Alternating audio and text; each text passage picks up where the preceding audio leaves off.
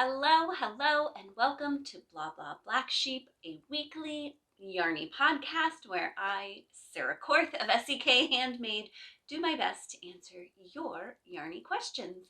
Welcome. I am so glad you're here, whether you are brand new and seeing the podcast for the very first time, or if you have been with me from the very beginning or are somewhere in between.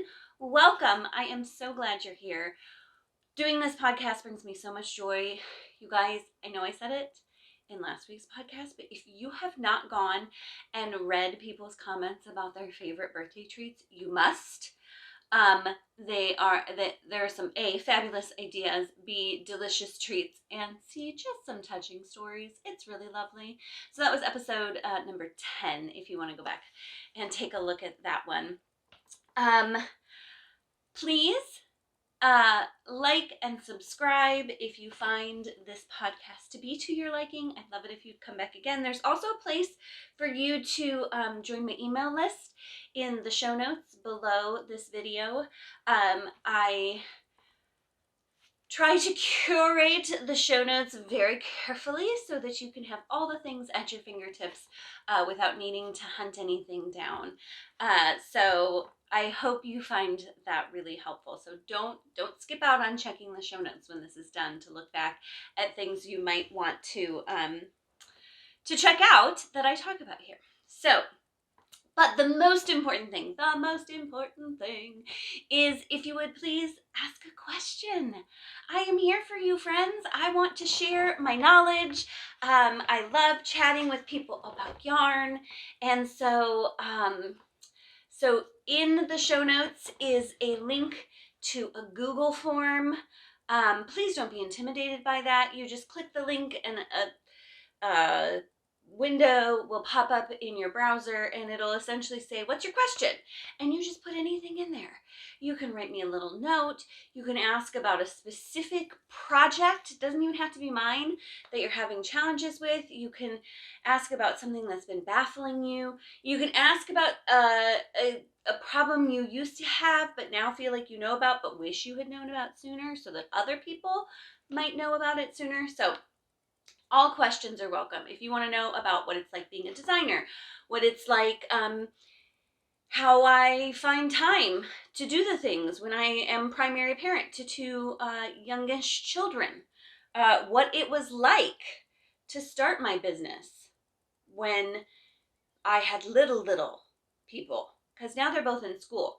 So, where my time comes from makes a little more sense, but I started my business when they were both still at home, and I ran my business through the pandemic when I homeschooled them for a year. Not that it was like all my choice. It was my husband and I made the decision that was what was best for our kids. And anyways, so all questions, welcome. That's the point of that. So I want to share with you what I'm wearing because I'm very excited. Okay. You guys found my taco t-shirt hilarious. And so I hope this is the other t-shirt I bought from that company that I really like and I thought was so appropriate for the yarn craft community, because doesn't this just say everything? We're social, but only selectively. So I believe the company is Code Word t-shirts. I have the link and the logo.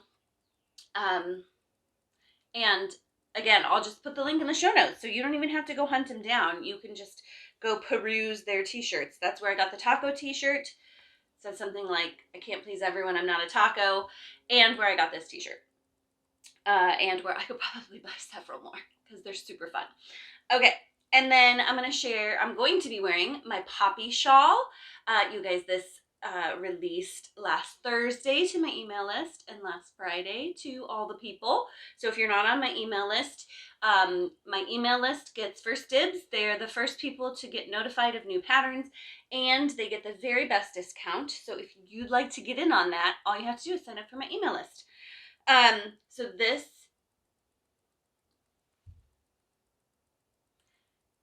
I don't know. I think you guys, did I say the poppy shawl? Did I? I don't even remember at this point, but I have like this like feeling in the back of my brain, like, you called it the wrong thing. This is the Zoe Shawl. So this is my favorite shape of shawl. The not quite a triangle. I call it a crescent moon. So it like curves around in one corner, and then it comes down to not quite a point, and then comes back up the other side and curves around. Zoe, I think, is the perfect spring shawl because I'm going to show you. You can wear her lots of ways because she's a shorter depth, so you're not going to feel overwhelmed by the extra fabric. Also, that shape really helps with that. That you don't have, like, normally this would all be, the center part would all be fabric, right? And then that's just extra stuff to have up by your neck. But the open fabric, the shorter depth, and the nice long wingspan make Zoe super words. I can't think of it. Flexible? Sure, let's go with that. You can wear her lots of different ways. So this morning, today is the perfect example for why the Zoe Shawl is perfect for spring. This morning, it's chilly-ish. It's like 40 degrees here and sunny, which is lovely. These are like my favorite temperatures. Between like 50 and 65 is my ideal, but I want it to be sunny. So this morning, when it's chilly, I'm going to wear Zoe differently than I'll wear her this afternoon because it's supposed to get up to 70. So when I go pick the boys up from school, I don't need something to keep me warm necessarily. So let me start with how I'll probably wear her this afternoon. I'm going to put the point down low on my chest so I have space, because when it's warm out, I don't need all of that up in my biz, keeping my neck warm. And then I'm going to lay her nice and flat around the back of my neck, okay, so that there's not a bunch of bulk there.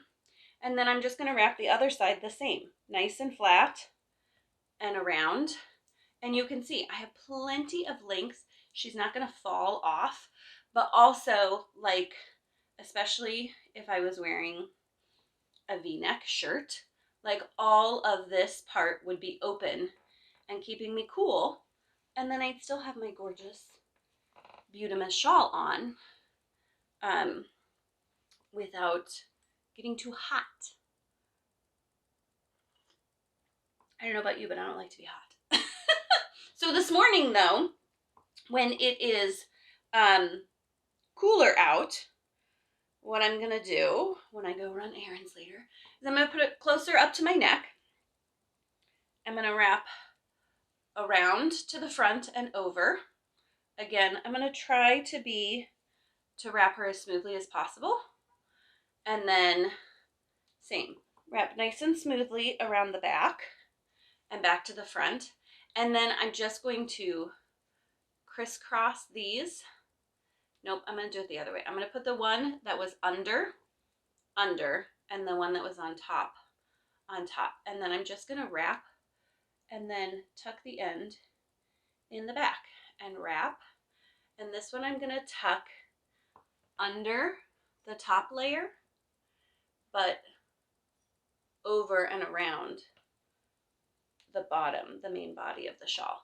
And then you see I have my shawl here, but then I also have lace. This is harder to do in the camera than it is in the mirror. I have lace. I have 2 more layers of that lace up around my neck, which I think is just lovely. So there you go. I am also wearing, you guys, I ordered an earring display. I have a wall in my closet that I hung my hats on, and I'm going to hang an earring display there too, because I have a drawer and I just keep putting more stuff in the drawer. And I think I'm forgetting earrings that I had. So I saw Sarah, my local yarn shop owner at Casting On, had her pair of these earrings on, and I said, oh, I have a pair of those. I should wear them. So these are the earrings. Aren't they super cute? Of course, these are cheeky ceramics. And I think Sarah has some at her shop. So if this is something you're interested in, I will put information to Kathy at Cheeky Ceramics and Sarah at Casting On. Like if you want some of these from Kathy, you're probably going to have to custom order them. I haven't seen her making them recently. She makes a lot of fun stuff for the yarn shop that's like yarny specific that maybe isn't her wider audience. But I think Sarah has some of these at the yarn shop. They come in a couple different shapes. She's done them in like a stud too. They're so fun. So they mimic the knit fabric, which is just a good time. So all of those links will be below too. So if you want to contact Sarah and be like, hey, Sarah Korth or Sarah of SEK Handmade, she knows me as both, sent me your way. Do you have any of those ceramic earrings that look like knit fabric? She'll help you out. She'll help you out. Or if you want a custom order, you can contact Kathy. So, okay. This is not, I don't know how interested you're going to be in this, but I have to share it because I'm very excited about it. So, I am falling apart. A couple years ago when we very first got Weston, I was walking him multiple times a day. He was pulling because he was a giant puppy. And I thought I broke my foot. And so I went to the doctor. She x-rayed my foot. No, I just have weak tendons in my foot. That's lovely. So I have found a couple brands of shoes that I wear all the time and my feet don't hurt. So I've essentially gotten rid of my entire shoe wardrobe except for like a couple pairs of boots and a couple pairs of sandals. And I just wear those couple things over and over and over and over and over and over and over again. So I'm slowly kind of like, so I told myself when I did this, like, these are very expensive shoes. I'm gonna be the kind of person who only wears 2 pairs of shoes. But I'm slowly building up my fancy shoe wardrobe or pricey shoe wardrobe. So my mother-in-law gave me some money for my mother and father-in-law gave me some money for my birthday, and I was like, I don't know what I'm doing with that. I'm buying another pair of shoes. So I got a new pair of Birkenstocks, and you guys, look at them. They're like metallic-y a little bit, like not too gregarious, but also not plain. It's a needle I try to thread, not too gregarious, but not too plain. I don't know how successful I am at that. But I love them. This is the Birkenstocks. I can wear them. My mom is always like, Sarah, we're going hiking. Aren't you going to put on tennis shoes? And I'm like, nope, it's my Birkenstocks. That's what feels good on my feet. My feet can get dirty. I'll wash them. It's fine. So I'm super excited about those. This is the other thing that I love about buying Birkenstocks is I have a local Birkenstock, say that 5 times fast, Birkenstock shop. It is woman owned, it is locally owned, and I love to support her. She sells really nice shoes. She is lovely and helpful. And so I go and support her whenever I can. So there you go. All right. Let's talk about what's bringing me joy. Friends, I have been getting outside more, as you know, and the thing that has brought me so much joy is we have a lot of, I think right now, I don't know a lot about birds, but I think we have a lot of migrating birds right now. And so when I'm out walking, as long as it's quiet, like I started this walk a couple days ago. No, I don't know when it was. It's fine. Doesn't matter. I started this walk and I was like, oh, so lovely. So peaceful. Listen to all those birds. I was just like really, I wasn't listening to anything. I was just enjoying the sounds of nature. And then I get deeper into the park and there's a frisbee golf course. And first of all, I don't know where all these gentlemen who are playing frisbee golf at 2:00 in the afternoon are coming from. But there was a lot of them and they were all like talking, which is fine. I mean, they're there with their friends to have a good time, but it did kind of ruin the ambiance of the bird chatter for me. But I am so enjoying just listening to all the different bird songs. I don't know what birds are singing them. Sometimes I like to try to like look up in the trees and see if I can, like, if I see a bird, I'll stop and watch it to see like if its mouth moves, beak, moves while I hear the song I'm hearing. So that's fun, but it's just bringing me so much joy. So I also was going to, the first thing that came to mind was this next thing. And then I was like, that's not really bringing me joy. I'm just kind of proud of myself. So, but I thought I'd share with you because I think you'll think it's funny. I finished an entire box of greens before they got slimy and gross and had to be thrown out. Yeah. I am not a big salad person. Iceberg lettuce and my tummy do not go together. I can't eat iceberg lettuce. I love iceberg lettuce. I miss it so much on my sandwiches, but it's not worth the ill feeling I get when I eat it. I don't know why. My dad has the same thing. I blame him. But I can eat like kale and spinach and like the heartier, darker greens, which are better for me anyways. So I've been thinking like, I need more vitamins and minerals in my diet. I have not been good about that lately. And so I was like, I'm going to get a box of greens. I'm going to eat. I do this a lot. And then I don't eat it. This week, I ate all of them before they got all slimy and gross. And A, I'm proud of not wasting food. B, it was probably good for my body. And I enjoyed my salads. I'm not a salad person, as I have already stated. I recommend, if you are not a salad person, A, find a delicious salad dressing. A sweet vinaigrette is great. I got a spicy chipotle ranch. That was good stuff. And then like you gotta fill your salad out. You can't just throw some lettuce and some salad dressing in there. I like shredded carrots in mine. So like whatever veggies I have patience for, I don't like to chop every time. And then you gotta do, I feel strongly about this, some crunchy stuff. I like nuts and seeds in mine. And then this last week, and don't come at me with this is not healthy. I don't want to hear it. I had little tortilla chip bits, put those in there. It was satisfying, incredibly satisfying. So just patting myself on the back a little bit. Anyways, okay. I'm going to share with you some small businesses that I love. And you know what, guys? I'm already repeating myself quite a bit. So if you have a small business that you love, that you think I would love to hear about it. Lots of loves in that phrase, statement. So if there's a small business that you really enjoy, that you think I should check out, leave it in the comments below. I'd love to know. It doesn't necessarily have to be craft related. It could be coffee related. It could be, I'm going to share a skincare thing with you today that is sort of yarn related.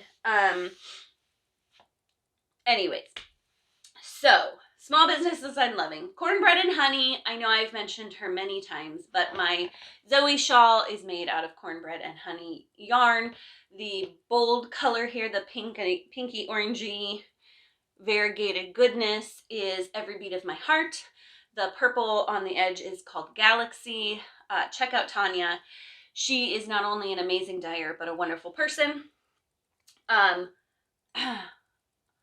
have this mug that I love. You guys, complete and utter failure. I can't figure out where I got it. I think my mom bought it for me, which is part of the problem. I know it was an Etsy shop. I looked. I also know that one of my followers, like, it's a shop that's local to her, and she shared it, and I was like, that's amazing. I need to know who did that. She sent that to me, and then my mom got me one. So I'm going to try to put the pieces together, and if I ever get the pieces together, links will be in the show notes below, but I don't know. Okay. Friends, put, like, if you're a ceramicist or you know a ceramicist, put your name on the bottom of your mugs so that people can buy them and then share them later. And it could be that she's not in business anymore. I know with the life and the things, some small businesses have been closing. So maybe she's not around anymore, which would be sad because that's a beautiful mug. Okay, the other small business I am loving is Tuft. And I see this around a lot. And for a long time, I thought, well, that's not really a small business because everybody shares this. But then I looked into it a little more, and it is a small business. It's a very successful small business, but it's still a small business. And I think, if memory serves me, they're in Ohio, which I used to be in Ohio, which is fun. So this is their hand and body balm. I'm obsessed with it. It is like the perfect amount. I don't know why I'm showing you that. It's the perfect amount of softness, moisture. You rub it in, it feels really good. I keep this and this around. I put it on my lips as chapstick. Don't know if they encourage that, but I do. And so I really love it. And it comes in about 1,000,000 scents, and I want to order all of them. So I'm trying to refrain. But if you get a scent that you love, this is vanilla almond. This is a very nice warm scent. This is honeycomb. It's just a really sweet, lightly floral scent. And then I have in my purse that I take with me everywhere, it's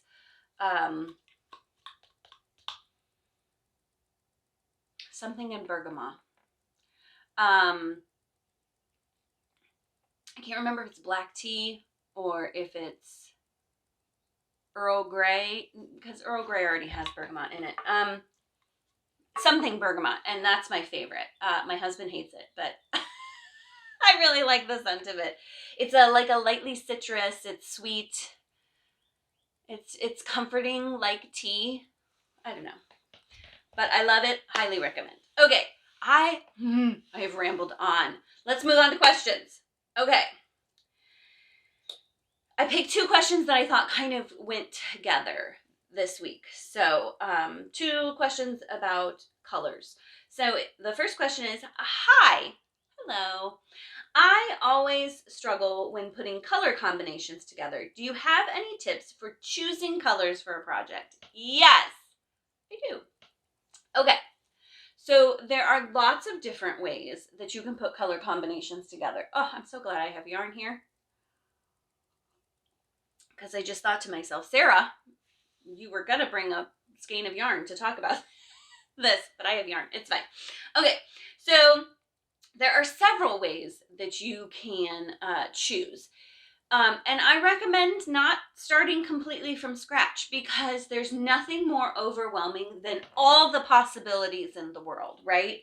So give yourself a starting point. So that's what I'm going to do. I'm going to give you 1, 2, 3, 4, 5 starting points. So the first starting point I'm going to suggest is a skein of yarn. Whether that is something you have in your stash or you go to the yarn store and you grab the first skein of yarn that just really makes you happy. Okay? So this is a skein of yarn that just makes me happy. I saw it and I was like, no. And then I was like, well, maybe. And I was like, no. I was like, well, and then I bought it. And so I would start with this skein of yarn and then look at the colors that are in the skein of yarn. And even, unless it's like a true solid, like even things that aren't quite as variegated as this one, have some other colors in them. So if this is my skein I start with, I've got that bright pink that I could put with it. I'm seeing a spot of like a darker blue over here. That could go with it. So anything that's already in the skein of yarn, you could put with it. Now, you can decide like how contrast do you want to go. So you can see this skein has like kind of a more almost a minty green. It also has more of like a grass green, and then it's got this really bold like citron.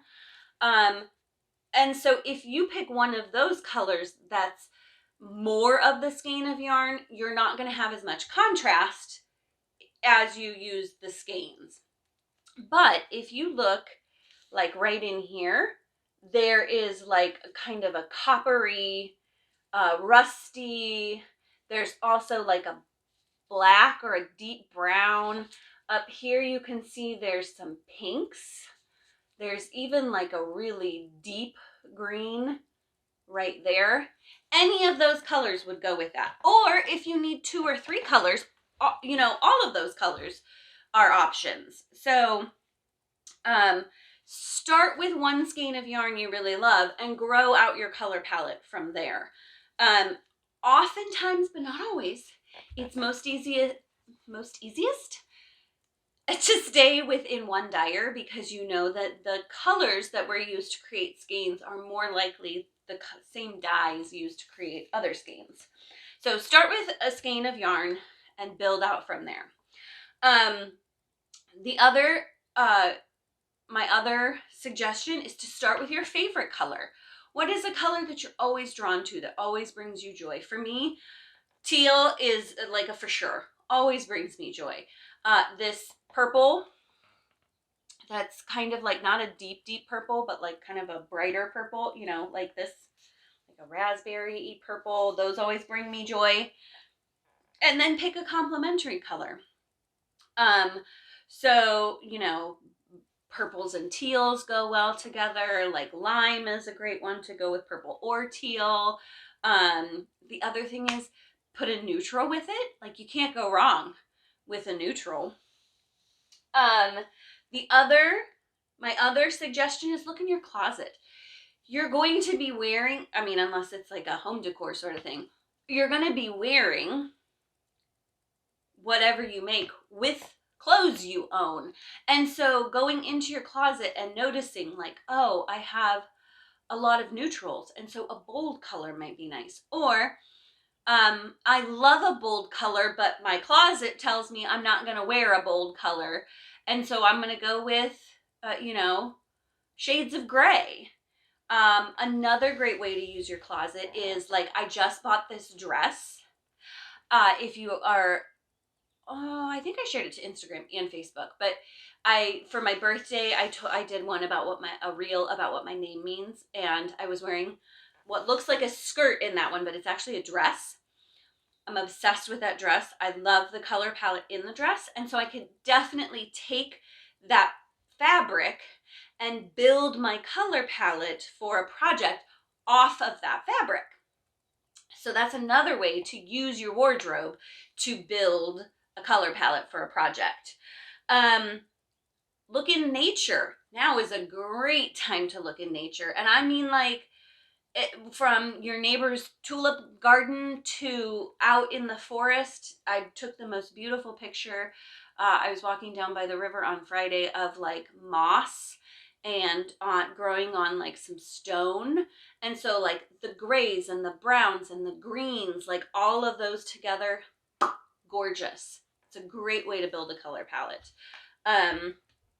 And any color combinations that are in nature are good to go. So you don't need to feel like, oh, do those colors go together? Yes, they do. All right.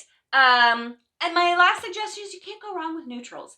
I mean, they go with everything, right? So pick some grays and whites, or a navy and think outside the like grays, grayscale tone. Navy is a neutral. I believe like a mossy or an olivey green is a neutral. You know, there are lots of shades of like tan. I tend to lean more towards a cool than a yellow tan, but like there's a whole range there. I think of like, what are some things that I wear as a staple? I wear jeans a lot, so any kind of denim-y blue color, I count it as a neutral. So, so those are all options. The only wrong answer to choosing a color palette is picking a color palette you won't wear. Because if you're making it for yourself and you like, I loved that color palette, but I'm never putting it on my body, or I love Sarah's color palette of this bold color and pretty purple, and so you make your Zoe Shawl in the same color palette, but you're like, that draws too much attention and you never wear it, like sadness. So be honest with yourself and be sure you're picking things that you not only enjoy, but will actually get wear and use out of. That's very important to me. So there you go. I would love to do a color consultation with you. Send me a message. We'll talk about like how we can get it done. And yeah, I love picking out colors. It's so much fun. So send me a message if you want help. Okay. Question number 2, related but different. Spring is finally here and everything is blooming and growing. Yay! I love spring and am always inspired by the colors of spring. I want to run out and buy yarn in all the colors I see around me. Bold greens, tulip reds. The problem is, while they're gorgeous, I'm not sure I'd ever wear these colors. Should I buy them anyways? Should I avoid them? If I should avoid them, how? Thanks for your help. Part of the reason I picked this question is because I feel it. I am in love with and inspired by every color in the rainbow. I see yarn all the time that I'm like, oh, that is so gorgeous. And it is. But like I said in the last, in my answer to the last question, the only wrong answer is things you won't wear. So I guess my, Weston. I guess my response to should you buy these colors even though you think you won't wear them, the answer is no. I don't think you should. Unless you want to gift them. So my color is that I see and think is beautiful but never wear is orange. I see it in all those fall tones and I'm like, oh, and do I still fall prey and buy them sometimes? Yes. But I don't really love to wear an orange. So if you see something you really love and you're like, yes, I really want this. And my sister, who loves and appreciates things I make for her, would love it in this color, then get it and make something for your sister or for your mom or for your best friend or someone who would appreciate it. I mean, not just willy-nilly for anybody, but for someone who would appreciate it. But if you only make for yourself and you're not going to actually wear it, I don't know. I argue that that's kind of a waste. Like, did you get joy out of making? Sure. But you're missing out on the joy of wearing it and sharing it and having people say, ooh, that's pretty, and you saying, thanks, I made it. So, how do you avoid that? How do you avoid getting sucked into gorgeous colors that you just will never wear? Have a color palette. The best thing I ever did for myself was a few years ago. I don't know years. I'd have to go back and look, and I didn't. I decided, after years of avoiding it, that I was going to make a color palette for myself. Part of the reason I avoided it was because I felt like color palettes had to be like 3 to 5 colors. And as you can see, I don't do 3 to 5 colors. But I don't do some colors. And so I just needed to say to myself, here are the colors that you always love and always find wonderful. And here are the colors that are beautiful, but you never wear. And I just, sorting that all out in my mind has made purchasing clothes, purchasing shoes, purchasing yarn. Uh-oh, here goes a dump truck. So much easier because I know what to always go to and I know what to avoid. And when I buy one skein of yarn because we're on a trip or because I just can't not, I know that when it's within my color palette, the likelihood that I already own something that will go with it and that I own things in my wardrobe that will go with it are just so much higher. And so I have used more of my yarn that I have purchased since I decided on a color palette than before. I actually have a shawl that I started, and guess what color it has in it? Orange. It's cornbread and honey yarn. It's amazing yarn. It's gorgeous. And I'm so sad because I started the shawl before I decided on my color palette, I like the shawl. It was 3 skeins. I'm fading.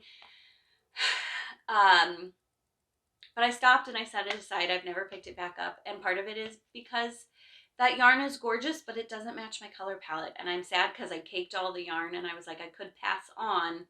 I don't know. I'm going to have to look at the state of the yarn. I might be able to hank back up the yarn. And maybe I'll talk to my friend Fatima who dyes yarn and see, like, can I refresh the yarn after having it caked for probably a couple years.